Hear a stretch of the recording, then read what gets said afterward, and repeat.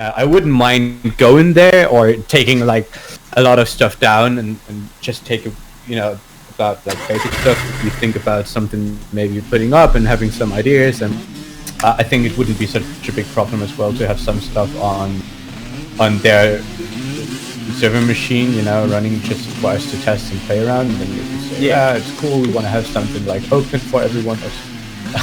Fuck that. The unicorn is coming! Dude, that looks so sick. What the fuck, dude? Ah, bitch! Nah, I tried.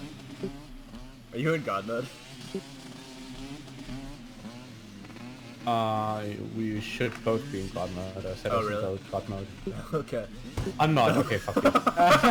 Yeah, I rejoined a second ago. I know.